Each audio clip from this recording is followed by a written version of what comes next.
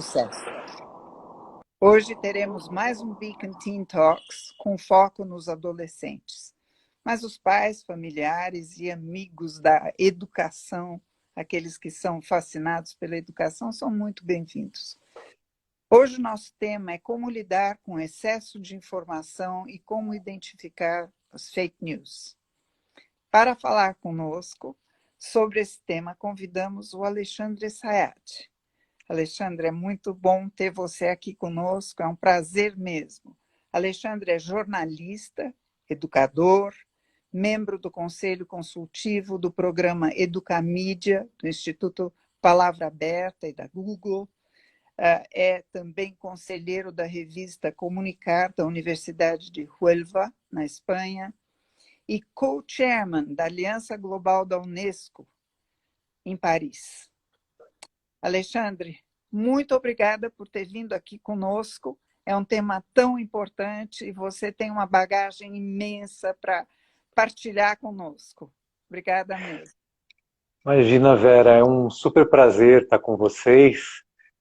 Eu sempre tenho a Beacon assim, me circulando e acho que é a primeira vez que as nossas gravidades, forças gravitacionais nos aproximaram.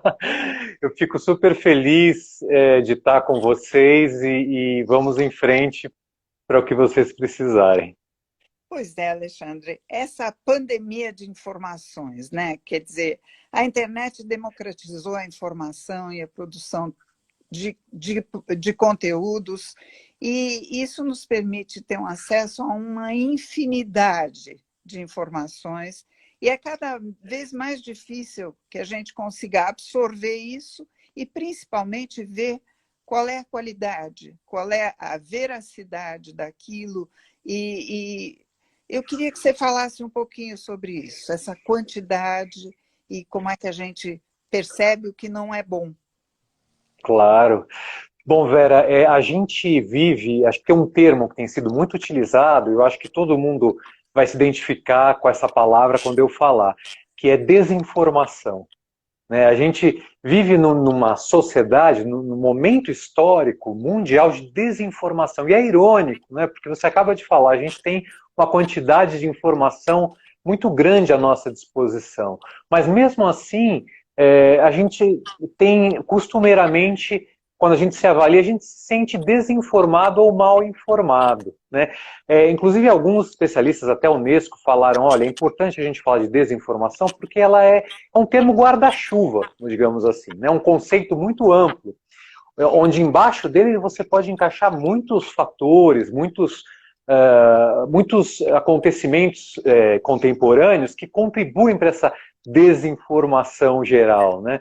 Um desses fatores que você levantou muito bem aqui no nosso início é o excesso, né, de informação. A gente estava até comentando outro dia, né, que a sociedade, o mundo da educação e da cultura tinha um mito na década de 50, na década de 60, de que quando todo mundo tivesse acesso à informação, à cultura, a questão da educação seria praticamente, da defasagem educacional seria praticamente resolvida, porque afinal todo mundo ia ter aquele acesso. E acesso foi sempre um desafio, né, para países como o Brasil e comunidades mais afastadas, comunidades rurais, longe dos centros urbanos e tal. De repente, quando a internet desenvolve, é onde está todo mundo inserido nesse momento, né, a gente tem um acesso a tanta informação que joga a gente para o lado oposto. Quer dizer, o acesso virou um desafio hoje, porque a gente não consegue assimilar, né, a gente não consegue aprender e não consegue se informar com qualidade com tudo isso que a gente tem à disposição hoje. Né? Então, de fato, é preciso jovens, crianças e os adultos, sobretudo, desenvolverem mecanismos, filtros, que na verdade nada mais são do que habilidades socioemocionais, né, que vocês conhecem muito bem dentro do universo escolar.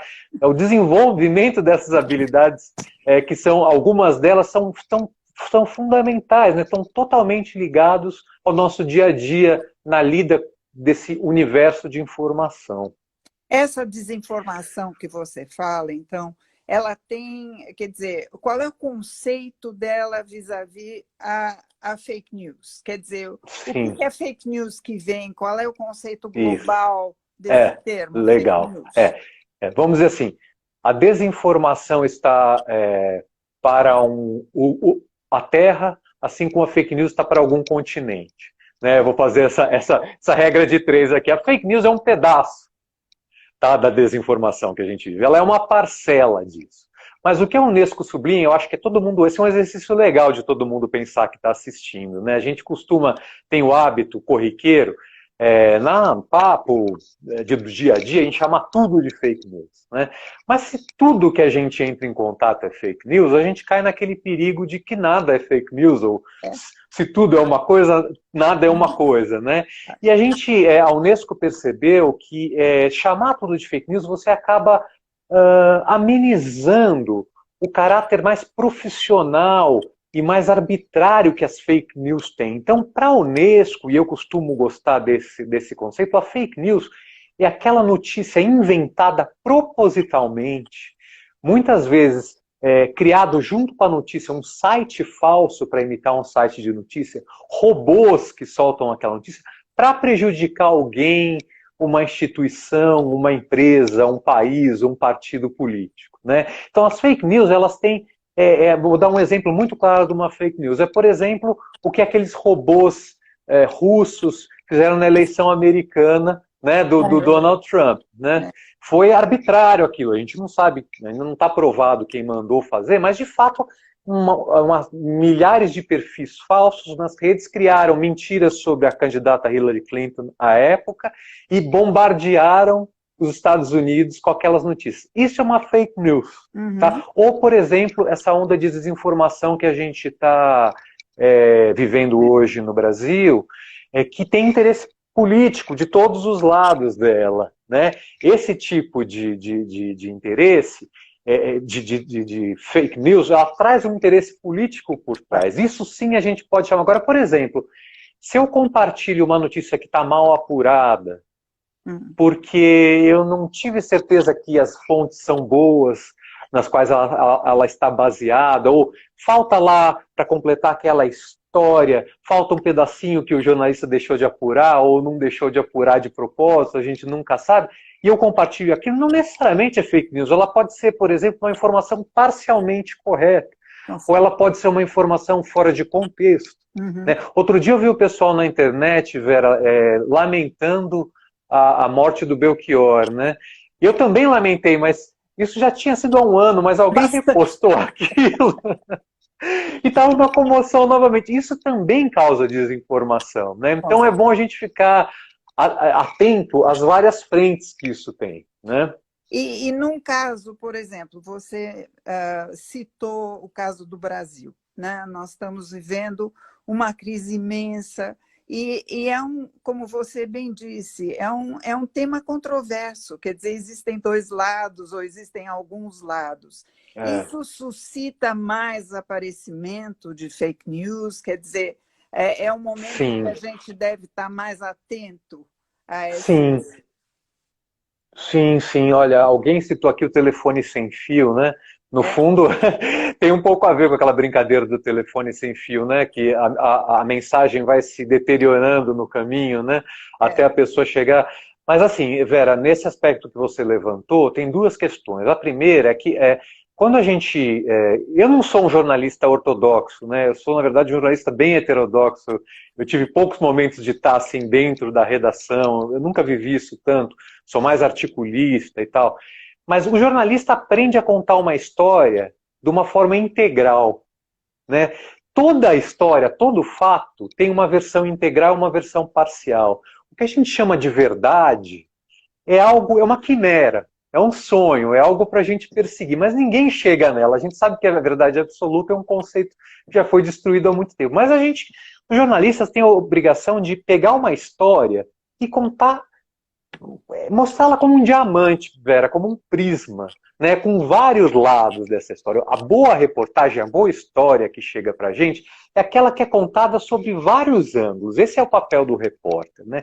O que a gente não está atento, muitas vezes, a perceber que às vezes a gente chega com uma história de um lado só, uma história que não está completa. Né? Essa história incompleta tem um que a gente chama de enviesamento, né, o bias, né, tem uma bias muito mais assim contundente. Você olhar só um pedaço da história significa que você não está nem se esforçando para ver, para olhar para aquela verdade que é uma coisa muito distante e inalcançável, quer dizer, você não está nem se esforçando para ver o todo, né? Então, a incompletude da informação nessa velocidade que ela chega, né?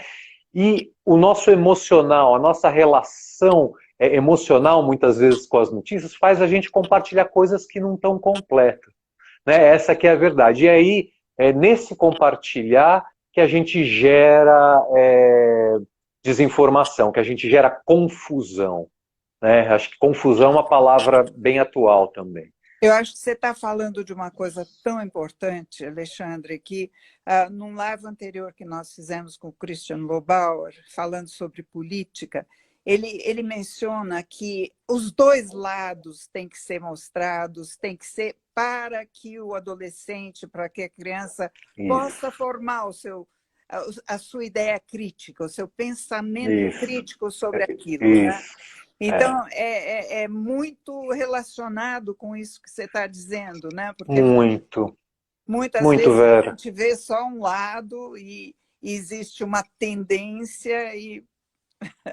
Exato, o pensamento crítico, né, ele tem origem lá na Grécia Antiga, né, e tem muito a ver com você poder desconstruir um argumento e reconstruí-lo, né, e redimensioná-lo. Como hoje a gente vive online e offline, a gente não pode querer exercer o nosso, desenvolver o nosso pensamento crítico somente na vida offline, né? O nosso pensamento crítico tem que estar construído, sobretudo na vida online. Então, esse é o pensamento crítico do Zeitgeist, desse tempo que a gente vive, né? Do espírito desse tempo que a gente vive, né? Então, ler, analisar e criticar a mídia e produzir a sua informação de qualidade, intervir nesse ecossistema, são processos, para mim, importantíssimos para os jovens, para os adolescentes, para as crianças, desenvolverem junto à escola ou junto à família, em tempos que a gente vive, para a construção do pensamento crítico, né? Justamente o que você fala. Com certeza. E como é que o jovem pode identificar? Porque muitas vezes, isso apareceu numa das perguntas aqui, eu não consegui pegar o nome. O jovem, como é que ele pode identificar a fake news? Como é que ele pode se municiar contra? Eu vou falar de todos, não só dos jovens, para todo mundo. Eu acho que é algo muito simples e que, assim, Vera, acho que na vida, às vezes, grandes acontecimentos fazem a gente ter que mudar processos na nossa vida, né? Então, a gente pensa na Segunda Guerra Mundial, o que ela alterou a rotina das pessoas, né? Eu fico imaginando a bomba de Nagasaki e Hiroshima, o que mudou a vida das pessoas no Japão depois daquele fato, né? O nosso Covid-19 não mudou a maneira com que a gente se relaciona com a sociedade, quer dizer, o próprio fato da gente lavar a mão com uma certa atenção diferenciada já é uma maneira, prestando atenção em, por exemplo, lavar os pulsos, que era uma coisa que a gente nem fazia antes, muito lavar o pulso na hora que lava a mão, né? Isso veio imposto com a situação que a gente vive. No caso das fake news, da desinformação, eu faço um paralelo. A gente tem que se impor uma nova rotina de leitura. Quer dizer, não é uma coisa muito simples de se fazer. Todo mundo, quando começou a lavar a mão de forma diferente, estranhou, pô, tem que gastar agora 40 segundos para lavar meu pulso, a minha mão. Será que isso é uma coisa normal? Para a gente começar a consumir notícia, a gente vai ter que... O ideal é, a partir de agora, a gente gastar algum tempo, o mesmo tempo que a gente gasta lavando a mão, a gente gastar para checar aquela informação. Então, eu vou dar aqui 5 coisas muito rápidas de se fazer, que é muito importante, né? A primeira é assim, é olhar para aquele texto e pensar nas fontes, tá? O que são fontes? Fontes é tudo aquilo que forneceu informação para aquele texto. Quer dizer, é tanto quem enviou o texto para a gente, ou seja, será que quem mandou para mim é uma pessoa confiável ou aquela pessoa que manda tudo que vê pela frente? Primeira coisa que a gente tem que analisar é essa, né? A segunda é, dentro daquele texto, as fontes são complementares? Elas fecham esse olhar prismático sobre o fato, quer dizer, são fontes confiáveis, é um instituto que foi escutado. Então isso leva ela, dá uma leitura, vê se aquilo é confiável, né? Primeira coisa é essa. A segunda, essa informação está dentro de contexto? Tem um contexto adequado? Ela é atual? Qual foi a origem dela? Qual foi a primeira? Tem um veículo de informação por trás ou não veio marcado nada? Está assinado? Quer dizer, olhar o todo da informação. Terceira coisa, que eu acho muito importante. Eu li aquele texto. Aquilo me tocou pelo emocional. Ah, saiu a vacina contra a Covid. Calma, desconfia. Tocou no emocional, a minha dica é desconfia, para, relê e faz esse checklist todo de novo. Né? Ou será que eu estou gostando dessa informação só porque eu concordo com ela? Ou será que ela tem os dois lados? Viu isso tudo? A última pergunta, que é a mais importante, é a seguinte, Vera. Será que vai ser útil eu compartilhá-la? Será que vai mudar a vida de alguém? Será que eu vou ajudar a comunidade? Será que eu vou ajudar no ecossistema de comunicação, de informação, se eu compartilhar? Ou isso é uma coisa para mim? Né? Então, se você passa por esse checklist, que no começo vai durar 2 minutos, mas depois com a prática dura menos de 1 minuto para você fazer isso. Automatiza, né? Automatiza. É como o nosso lavar a mão diferente hoje, que eu falei de lavar. É um processo novo, né? Mas se você passa por isso, você não se torna um agente de desinformação. As pesquisas todas mostram, Vera, que quem é agente de informação, o agente de informação mais nocivo não é o produtor da notícia, é o multiplicador. É claro. É quando ela entra no loop. Então, essa é uma responsabilidade de todos nós, né? De todos nós que estamos consumindo notícias hoje. Então, tornar um ambiente informacional mais saudável, né, como eu gosto de falar, ou mais útil, é se ater antes de compartilhar uma informação. Se você corta essa corrente de compartilhamento, você está fazendo um gesto cidadão, um bem. Tem uma pergunta aqui da Laís Chamas. A tal educação midiática, você considera fundamental que a escola desenvolva isso? Quer dizer, o papel da escola nisso tudo. Né? Isso, é. A educação midiática, Vera, e Laís? Laís ou Thaís? Laís. Laís. É ótima pergunta. A escola sempre reagiu aos veículos de comunicação. Algumas vezes ela reagiu de forma reativa mesmo, ou seja, ela deixou a televisão para fora, por exemplo, nos anos 80. A televisão foi muito negada pela escola, mas às vezes ela incorporou. Quer dizer, essa prática da educação e da mídia, essa relação dos campos da educação e da comunicação, ela tem mais de 100 anos. Esse termo que está muito quente hoje, que até o Educamídia, que é esse projeto que eu sou diretor do Conselho Consultivo, toca, é educação midiática. Né? Educação midiática eu enxergo como você trabalhar vários aspectos da mídia em qualquer disciplina escolar que você pode até trabalhar em química, né? Não é ser mais uma, pelo amor de Deus, assim, não quero criar mais uma disciplina, né? Você trabalhar como uma camada, o Educamídia mesmo fala, uma camada de educação midiática por todas. Né? Então, por exemplo, o professor de química viu uma experiência muito interessante, ele colocando os alunos para perseguir hawks, para perseguir boatos na área de ciências. Então, os alunos tiveram que ler jornalismo científico e jornalismo científico traduzido para o popular, como a Super Interessante e a Galileu, identificar boatos científicos. Certo. E aí, eles fizeram uma análise, quer dizer, usar tecnologia não é fazer educação midiática. Fazer educação midiática é o professor usar usar os princípios do pensamento crítico com a tecnologia, ou seja, desfibrar a mensagem, desmembrar aquilo que está sendo visto para o quê? Para análise. Então, quando os alunos trazem os conteúdos, o professor vê e ele analisa os conteúdos, eles abrem onde estão as fontes. Esses cientistas têm credibilidade. Onde está a revista Nature? A revista Nature tem que aparecer aqui. Né? Onde que estão as agências de fomento à ciência? Tal. Quando você começa a trabalhar esse tipo de coisa, você está exercendo a educação midiática, que é um olhar crítico para o que você está lendo. Então, A BNCC já traz várias oportunidades para que a educação midiática, acho que numa educação por projetos, então isso ainda é Sim. muito mais fácil, né? Mas a BNCC traz explicitamente, eu fiz uma análise bem crítica junto com a Educamídia por toda a BNCC, então ela tem momentos bem críticos, bem específicos, explícitos, onde ela quase cita a palavra educação midiática, que é muito fácil de achar, e ela tem momentos mais sutis, mas que você pode desenvolver uma parte. Então, eu acho fundamental para a escola, junto com a família, trabalharem essa questão. Ah, nós na Beacon, nós temos um programa que realmente foca na investigação, na pesquisa, né? Então, o Lauro, por exemplo, faz uma pergunta aqui. Será que pelo lado positivo também não ficamos mais atentos às informações e aprendemos a verificar as fontes? Quer dizer, é algo que a gente sempre tenta trazer. Verifiquem as Claro, fontes, né? claro, Antes, ele diz que antes ele acreditava que não estávamos tão acostumados a ler o rodapé da fonte. E, de fato, né? Aquele... Sim, sim, sim, sim. Eu acho que assim, numa escassez, numa situação de escassez de notícias, quer dizer, nos anos 50, 60, 70, 80, o jornalista ia atrás da notícia. Hoje o jornalista joga fora coisas.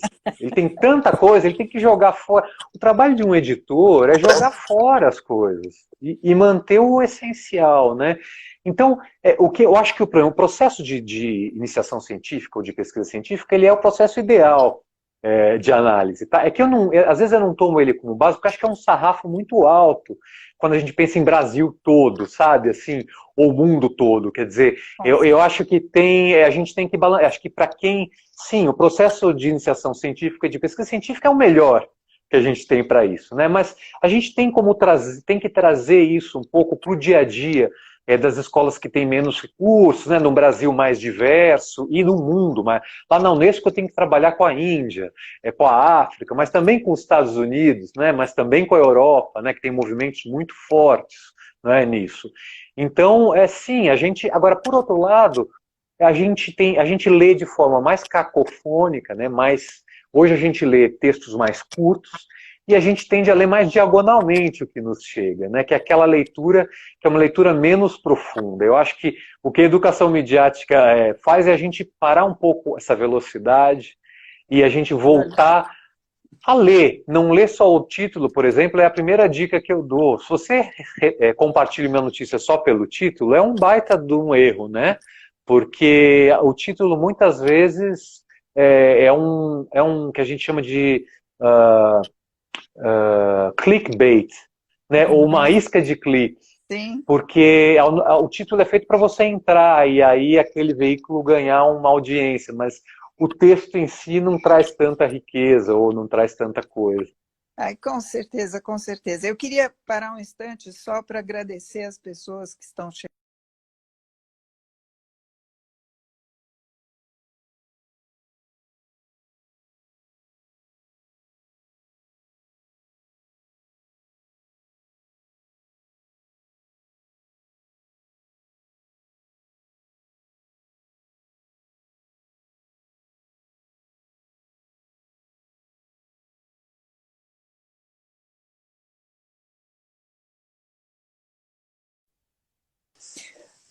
Alexandre, como é que os jovens podem se preparar para ler as notícias? Você falou, não leia só o livro, não leia só o título, mas leia o texto, né? O que mais ele deve... Como é que a gente pode ajudar nesse processo? Que dicas a gente pode dar? Tá. Vera, eu não sei se eu perdi alguma coisa que você falou antes, porque deu uma travadinha para mim, tá? Agora eu voltei e escutei tua pergunta. Mas eu peço desculpas se antes eu não reagi, mas é porque tinha dado uma travada para mim aqui. Agora Então, voltou. são as querelas da tecnologia, né? Exato, exato. A Está gente está situando. permeado por isso, né?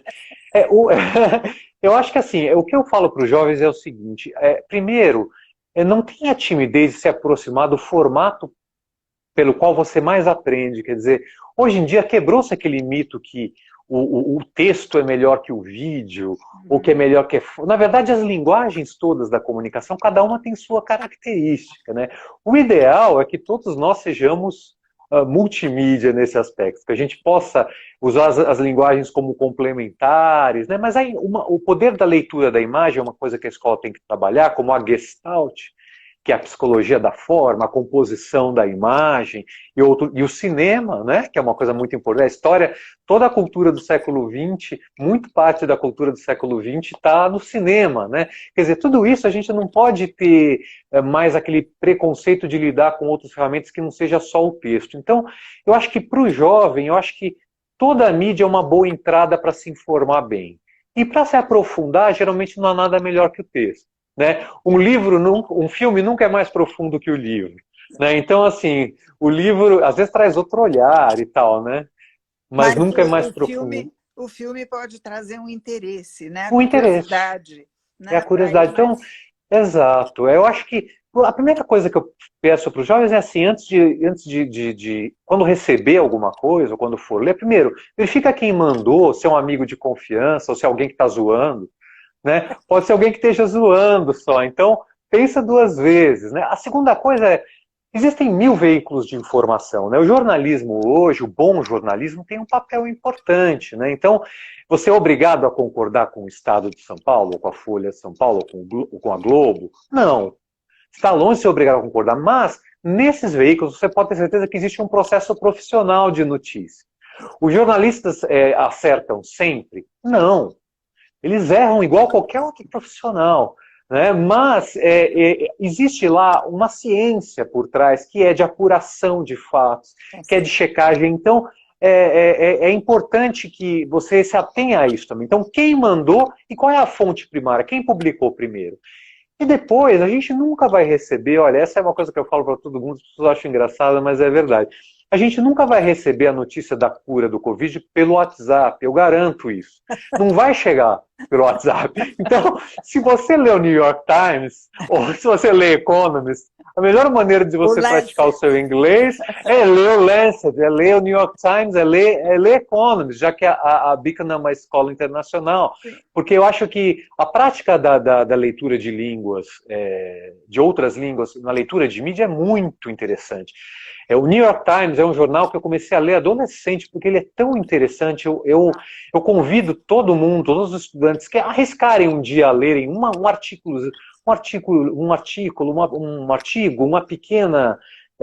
um pequeno texto, porque aquilo te motiva, é tão bem escrito, que te motiva a aprender mais sobre a língua. Né? Então, eu acho que essa primeira questão de verificar a fonte primária é a primeira dica que eu dou para os jovens, né? Para evitar compartilhar. E lembrar que vocês compartilhando, vocês estão contribuindo para a desinformação.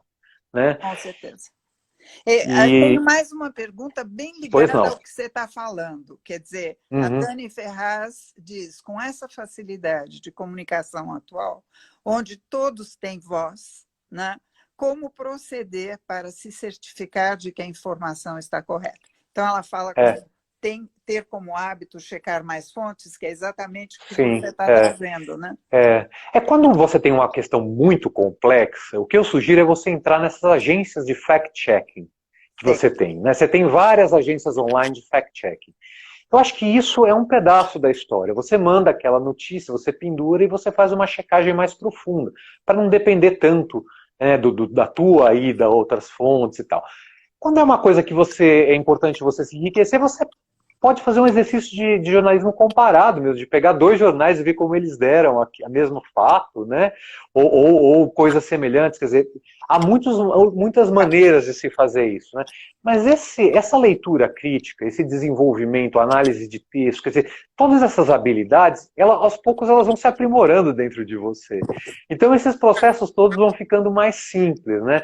Quando você tem uma pluralidade de vozes, como que é o que ela está colocando, que é uma questão muito importante, na verdade, o bom texto, ele reflete essa pluralidade de vozes. É isso que é importante. Quer dizer, se você pega um texto, se a gente tem tantas vozes hoje, quando você lê um texto que só tem uma no texto, alguma coisa está errada. Está muito fácil você pegar muitos ângulos da mesma história. Muito fácil hoje em dia para o jornalista colocar muitos ângulos dentro de uma história. Eu falo história porque eu acho tão curioso, em inglês, story é o sinônimo mais próximo de reportagem que você tem. É isso É mesmo. porque, no fundo, todas as peças que a gente lê em comunicação, são histórias, são narrativas. O que a gente vive, eu adoro, eu participei de um livro. Depois, Vera, eu trouxe até uns livros para mostrar aqui, se a gente tiver tempo, você me fala. Com certeza. Separei uns. Mas tem um livro muito interessante que eu participei, que chama Fake News e Pós-Verdade. Vou até pegar esse aqui para mostrar já. Esse aqui é Pós-Verdade e Fake News, é uma guerra de narrativas, né? A câmera é frontal do celular, então ela inverte, ela inverte, né? Mas é Pós-Verdade e Fake News, reflexões sobre uma guerra de narrativas. A organização é da Mariana Barbosa. Tem a Dora Kaufmann aqui, a Patrícia Campos Melo, o Joel Pinheiro da Fonseca, tem um monte de gente legal nesse livrinho. Ele traz essa questão de que a gente vive uma guerra de narrativas, no fim das contas. Ou seja, é uma guerra de histórias. O nosso papel é descobrir a história mais bem contada, mais verossímil. O que a gente vive é uma guerra de histórias, né? E é uma guerra que é uma quantidade de informação tão grande que ela compete até com a ficção. Né? Uma das dicas que eu dei numa live que eu fiz há pouco tempo é: reserve espaço na sua cabeça para ficção também. Isso ajuda a melhorar a sua saúde informacional. A ficção, o seu livro de cabeceira, tem que continuar na cabeceira, para você criar uma relação saudável com o que você está lendo, né, Vera? Com certeza. Tem uma outra pergunta aqui. A psicóloga Flávia Marques fez uma pontuação interessante. Um dos grandes problemas hoje é que muita gente quer produzir conteúdo. E eles se sentem dominando o assunto, muitas vezes de forma radical e arrogante, e de conteúdo raso. Como julgar uma boa fonte se ela não é um veículo oficial? Bom, uma ótima pergunta. Olha, tem uma conta oficial para você se considerar um especialista, não sei se vocês sabem disso, mas existe, a Harvard fez essa conta. Eu não vou falar o número agora, mas se você pesquisar no Google, tem uma X mil horas dedicadas a um tema, você pode ser considerado um especialista. É óbvio que eu não vou, se você não tem uma certificação acadêmica, né? É óbvio que eu não vou falar para vocês checarem isso, que é um absurdo. Mas o que eu quero dizer é o seguinte: a liberdade de expressão, que graças a Deus a gente a vive hoje, ela é uma faca de muitos gumes, não só dois, né? Ela, por exemplo, ela abre espaço para tudo, né? E abre espaço para a gente ter que se preparar para o tudo, né? Por isso que eu digo que a educação midiática e a liberdade de imprensa e de expressão são lados da mesma moeda. Você precisa ter educação midiática para ter uma liberdade de expressão, porque senão você não coordena esse balanço, né? O que essa pergunta traz de interessante é que, no fundo, a gente está mergulhado em muita opinião, né? O que mais eu costumo... todo mundo tem o direito de dar opinião. Ponto e vírgula.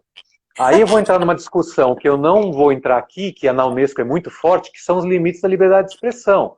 Né? Quando você ataca, começa a prejudicar a liberdade do outro ou atacar a própria liberdade de expressão. Como é o caso do discurso nazista, fascista, preconceituoso, racista, misógino, enfim, todos esses discursos que não fazem parte da liberdade de expressão. Isso é preconceito, é uma outra história. Mas dentro do mundo civilizado, a liberdade de expressão, ela pode existir de diversas maneiras. Agora, para você dar crédito àquilo, vai depender de você checar quem é aquela pessoa mesmo. Por isso que eu digo que a primeira coisa que tem que fazer é ver quem está mandando para a gente as notícias. Né? E se tem pessoas que você não conhece dentro da... Já muito, olha, eu tenho amigos jornalistas, muitos jornalistas das antigas faziam esse teste com os checadores de jornal de pôr uma fonte que não existia dentro do jornal para ver se alguém, ou criar uma pessoa que não existia. Para ver se as pessoas percebiam. E os bons veículos, eles têm uma equipe de checadores. O que acontece? Quando o texto, antes de ser publicado, chega para uma equipe de pessoas que vai ligar, inclusive para quem deu a informação, e fala: olha, é isso mesmo? Né? Podemos publicar assim? Né? A Veja, por exemplo, durante muito tempo fez isso, e a Isto É, e outras revistas do gênero. Né? Então, tem que checar quem está falando, não tem muito jeito. Né? Eu tendo a achar que, por exemplo, em assuntos médicos, tem que ser um cientista para falar. Então, esse é um exemplo, eu estou dando um exemplo crasso e clássico ao mesmo tempo, se é que é possível. Alexandre, O ano que vem, começa o É, nosso ensino médio. Então, nós vamos estar preparando esses jovens para uma universidade. E matérias como história, geografia, ciências, como é que você vê essas matérias dentro desse contexto? A gente quer preparar esse cidadão de amanhã para ser um é, cidadão consciente, para ser um cidadão sim. com um pensamento crítico, mas, ao mesmo tempo, atuante.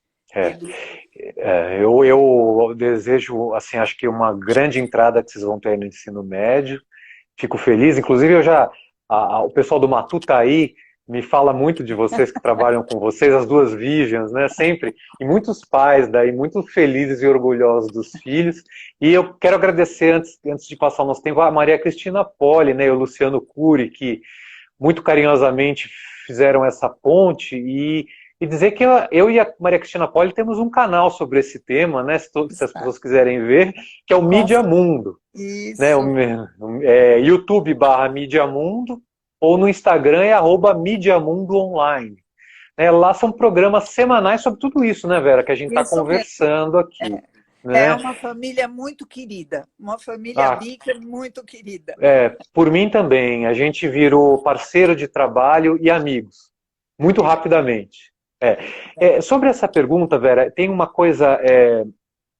O Jeff, lembrar o nome, Jeff, esqueci o sobrenome dele, o CEO do LinkedIn, que é Sim. aquela rede de currículos, ele deu uma entrevista no ano passado que mexeu muito com o que a gente chama de trabalho, do universo do trabalho.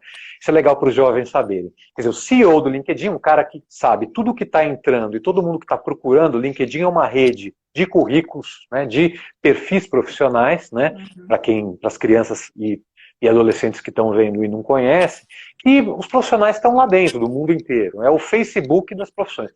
E o Jeff falou o seguinte, eu já vou levar o sobrenome dele, ele falou skills, not degrees. Essa foi a fala dele. Né? E muita gente tem falado, né, Vera, você conhece educação mais que ninguém, muita gente fala disso já há algum tempo, mas o fato do Jeff, que é o CEO do LinkedIn, falar isso, deu um impacto muito grande. Quer dizer, num universo do trabalho fluido, como diz Bauman, né, a gente vive num universo fluido, Líquido. fluido líquido pela Líquido. mídia e líquido pelo trabalho, né? No universo do trabalho é líquido. Quando o Fórum Social Mundial diz que as crianças que estão entrando hoje na escola não têm as profissões determinadas ainda criadas, né? Como a gente tem a inteligência artificial mudando radicalmente esse cenário, a gente tem um cenário líquido. Ele é líquido por uma outra questão, na confluência de áreas. Né? O purismo, a ortodoxia, hoje eu escrevi um artigo para a revista Educação do mês passado que fala isso. A ortodoxia ela é pouco útil para a sociedade hoje em qualquer aspecto. Né? Os últimos ortodoxos são os economistas. E eles estão largando a mão de ser já. Eu falo isso no meu artigo. Até os economistas estão deixando de ser ortodoxos. Então, o que eu quero dizer com isso é que esqueçam os purismos. Né? A geração que está agora e que vocês vão encontrar na Beacon, elas vão criar trilhas formativas muito mais líquidas, fluidas, digitais, com certificações, microcertificações, certificações mais diversas, que vão intercalar o online e o presencial, que vão chacoalhar com os degrees, que vão focar nos skills. Né? Então, ou seja, habilidades e competências são a chave do mercado de trabalho. Né? Um jovem que se forma numa Beacon vai ser muito, ele pode até fazer uma universidade não tão boa se ele quiser, não tiver afim, mas o ensino básico dele vai contar muito. Quer dizer, hoje eu já vejo, eu já seleciono meus estagiários, às vezes eu pulo a universidade, eu quero ver onde eles fizeram o fundamental e médio, como eles desenvolveram a cultura, no que eles se envolveram na vida, em que projetos eles estão envolvidos, né? Aliás, a Tudo isso. BNCC, né, Alexandre, você disse que analisou. A BNCC traz essas competências e essa fluidez nas trajetórias, quer dizer, Sem as dúvida. formativas, né, Sem onde você dúvida. pode acoplar uma série de coisas para desenvolver competências. Né? Exato. Exato. Eu, por exemplo, eu tenho várias formações e muito heterodoxas. E eu fui fora do meu tempo. No meu tempo, as pessoas ainda tinham uma formação mais ortodoxa. E as pessoas me achavam maluco. Quer dizer, hoje me acham menos, porque eu tenho uma razão a minha trilha de ser. Né? A minha trilha acadêmica, a minha trilha pessoal teve uma razão de ser. Eu acho que isso vai estar mais na mão dessa juventude. E quando você fala habilidades e competências, a habilidade e competência de leitura, análise crítica de mídia, a informação vale ouro. Né? Nesse livro que eu publiquei aqui, Vera, Idade e Mídia, a comunicação reinventada na escola, esse é um livro que existe hoje para o Kindle, tá? Ele é da Aleph, você vai achar em algum selo. Eu vou lançar o número 2 esse ano, que vai ser uma continuação. Esse projeto aqui, que passaram vários estudantes de ensino médio comigo, eles foram fazer direito, medicina, depois de fazer um projeto de mídia. E aí eu fui atrás deles e entrevistá-los. Como um projeto de mídia foi útil? E eu sempre citei, não é, exemplos icônicos, como, por exemplo, o Drauzio Varela, que é um médico que consegue ser um infectologista do Brasil. Ele não é um infectologista do consultório dele, ele é um infectologista de 250 milhões de pessoas, porque a habilidade midiática que ele tem vale muito. Ou, como por exemplo, o Marcelo Taz, que é um engenheiro civil de formação, né? E consegue trazer as habilidades da comunicação para um raciocínio muito inteligente, né? Então, as habilidades de comunicação elas vão estar presentes em qualquer área. Então, saber lidar com a comunicação não é uma exclusividade do jornalismo ou de coisas desse gênero, né? Ou de áreas ligadas a essa. Ela é uma habilidade para esse profissional que vai se deparar com uma formação líquida ou fluida e um mercado líquido ou fluido, porque o nosso zeitgeist, mais uma vez, o espírito do nosso tempo é este. Eu acho que você está realmente sintetizando isso de uma forma brilhante, né? E os jovens hoje, eles leem pouco o jornal impresso, a coisa impressa, eles vão muito pela mídia mesmo, de outras maneiras, as redes sociais e tudo. Como é que você acha que eles podem, através disso, também desenvolver essa profundidade? Porque... É perfeita a pergunta, Vera. Tem um papel familiar fundamental. Tá? Eu quero começar essa questão levantando aqui a responsabilidade da família nesse caso. Né? O CLEMI é um órgão francês do Ministério da Educação francesa que trabalha com a questão da leitura de notícias, produção de... E ele começou com Célestin Freinet. Em 1920, ele foi o fundador do CLEMI, quando surgiu o rádio. Você imagina? Né? E o CLEMI existe até hoje, é um centro europeu muito forte de pesquisa em mídias e educação. Né? E o Freinet é o fundador do CLEMI. Por quê? Porque na França os pais leem notícias, debatem atualidades. Quer dizer, o desafio aqui, Vera, é da educação mediática e das atualidades.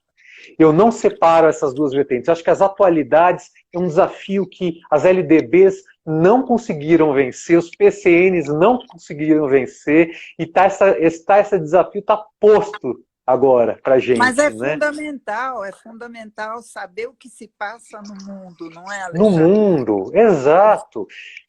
E eu acho que aí os pais têm um papel, viu, Vera, de não é uma coisa só da escola, sabe? Por isso que eu falo, eu acho que, bom, o Nick Berry, que faz pesquisas fantásticas no Brasil, diz que o jovem se informa pelas redes sociais. Por isso aquele alerta, o jovem hoje está se informando pelas redes sociais. Tá? Então, assim, esse pulo das redes sociais para uma fonte mais segura, mais firme, ela tem que ter um suporte familiar e tem que gerar interesse para jovem, né? Então, por isso que eu digo que muitas vezes a gente não pode ter preconceito com outros tipos de mídia. Claro. Por exemplo, aqueles videozinhos de Instagram que o New York Times tem feito, que o Economist tem feito, não é? São maravilhosos. Maravilhosos. Eles são sintéticos, eles duram 1 minuto, são muito bem editados. Né, são dinâmicos, e eles trazem coisas básicas para a gente. Né? Então, eu acho que cativar esse jovem pelo meio é uma forma importante, e aí a presença da família na discussão de atualidades, vamos comer junto, desliga o iPad, tá, vamos falar um pouco então, vamos falar um pouco então do que acontece no Brasil hoje, vai trocar o ministro da... o que você achou, filho? Eu trouxe um livro aqui que não tem nada a ver, Vera, até para falar sobre isso, que é essa biografia do Mick Jagger, feita pelo Philip Norman, né? Ele é um grande biógrafo, ele tem umas 700 páginas, mas é uma delícia de ler. Eu fui trabalhar com jovens de ensino médio, mídias, e a única leitura obrigatória foi essa para ele. Então, o que eu quero dizer com isso é o seguinte, você toca na mídia por diversas maneiras, você não precisa falar sobre mídia, né? Com aqueles jovens, eu toquei pela glamourização do Mick Jagger. Quer dizer, a gente reconstruiu a imagem do Mick Jagger perante a Rolling Stone, a TV da época, depois a MTV, e a gente foi desconstruindo o Mick Jagger e, ao mesmo tempo, analisando toda a comunicação que estava em volta dele. Então, eu até conversei com uma importante especialista da Temple University, que está até na rede da Unesco comigo, que é a Sherry Hope Culver, que trabalhou na Nickelodeon americana, enfim, tem uma carreira. Ela falou, olha, qualquer seriado do Netflix é gatilho para um debate na hora do jantar.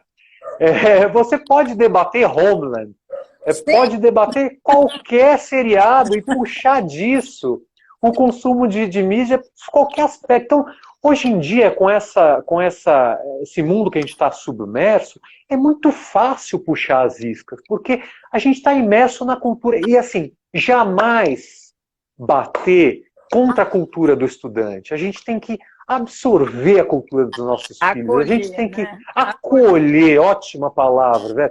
A gente tem que compartilhar com eles essa cultura. Eu até falei no meu livro que o dia que eu não sabia mais o que era cosplay, eu saí super envergonhado da sala de aula e fui pesquisar. Não que eu goste de cosplay, mas eu tinha que entender aquilo, porque senão parecia que eu estava na Rússia, né? Dentro da sala de aula. Eu não estava entendendo o que eles estavam falando. Então, assim, a gente precisa mergulhar, porque senão a gente vai ficar que nem os nossos pais criticando os Beatles, entendeu? Que não, hoje todo mundo sabe que não faz mais sentido nenhum. Hoje, a minha mãe criticava os Titãs na época que eu escutava, hoje ela é super fã do Arnaldo Antunes, porque ela tinha uma dificuldade tremenda de entender que lá tinha uma coisa que me valia muito como jovem. Claro. Né? E depois o Arnaldo Antunes foi para outras searas, ela falou, nossa, o cara é um gênio. Eu falei, eu sabia desde os meus 15 anos. Eu acho que esse acolhimento, essa escuta, né, Alexandre, é fundamental. É fundamental. Tem uma outra pergunta aqui. É da Ana.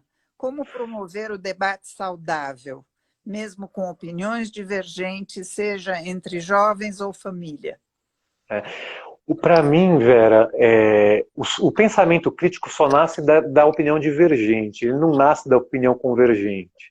Oi, Lídia, linda, Lídia Shaib está aqui com a gente, ela é uma grande produtora musical, produtora de vídeos, é mulher do Péricles Cavalcante, que é um meu grande amigo músico, parceiro do Caetano. O Péricles acabou de fazer uma live com a Adriana Calcanhoto, eu saí da live dele para entrar aqui, a Lídia estava lá. Mas, Vera, voltando, só desculpa, eu acabei me perdendo na sua pergunta. Bom, eu acho que o pensamento crítico se constrói do embate de opiniões, ele não se constrói de uma mão única de opinião, né?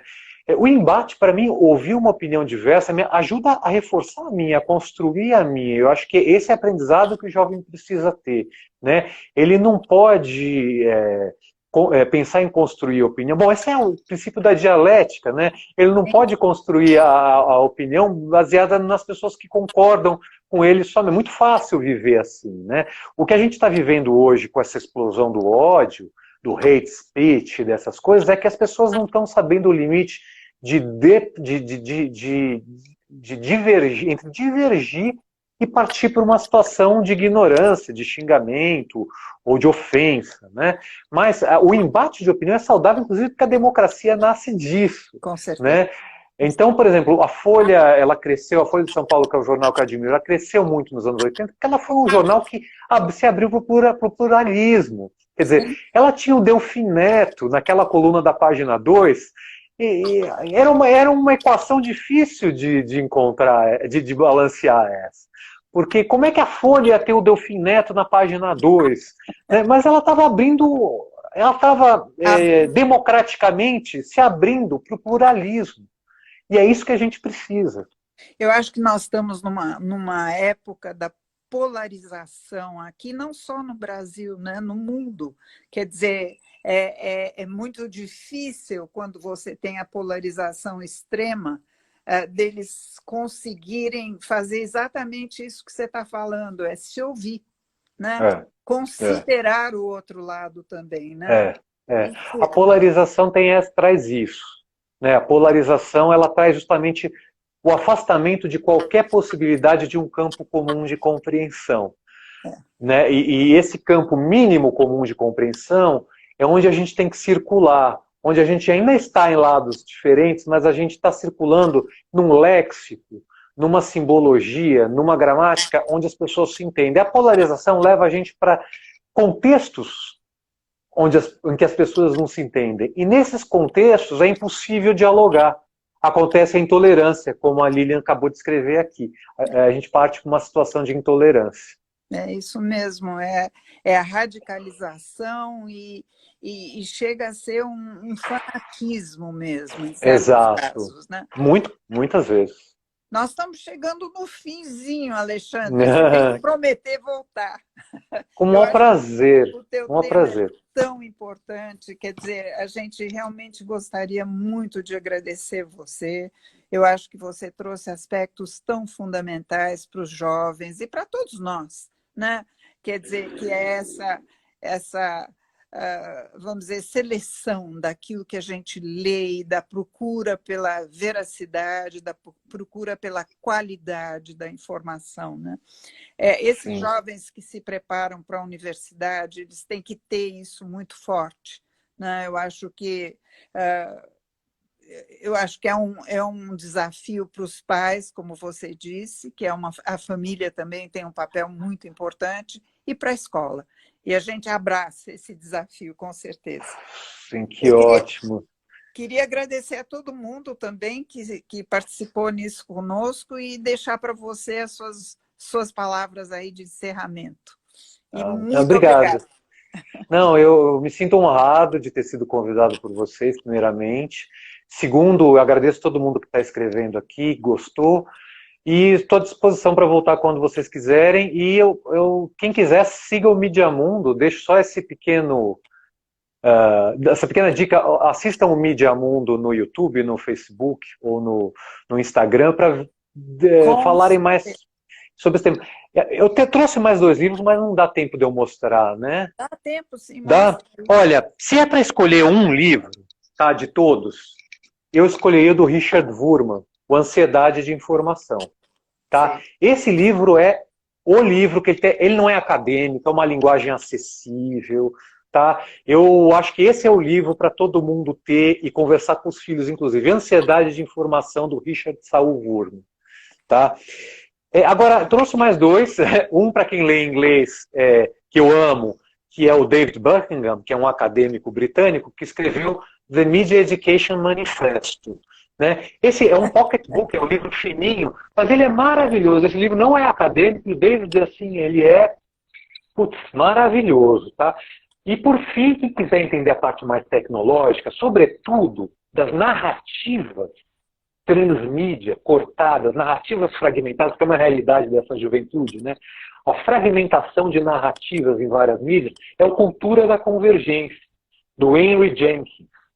O Henry Jenkins foi professor do MIT há muito tempo, e ele fala essa coisa da gente começar a assistir, por exemplo, Star Wars no filme, e ler uma continuação feita por um fã na internet, depois ler a continuação que a editora Aleph trouxe de um outro escritor. A gente está em narrativas transmediáticas e fragmentadas. E é isso, Vera. Muito obrigado. Eu que agradeço, Alexandre. Realmente fica a sua promessa de voltar. Muito prazer. Com muito prazer. É um tema muito importante. Eu queria pedir desculpas, só tivemos várias perguntas e não dá tempo de address todas elas, né? Quer dizer, a gente gostaria que você tivesse tido esse tempo. Por isso que fica para uma outra vez também. Tá bom? Muito Tá bom, tá obrigada, ótimo. Alexandre. Obrigado, um beijo a todos e uma boa noite. Um beijo para você também. Boa Obrigado. noite.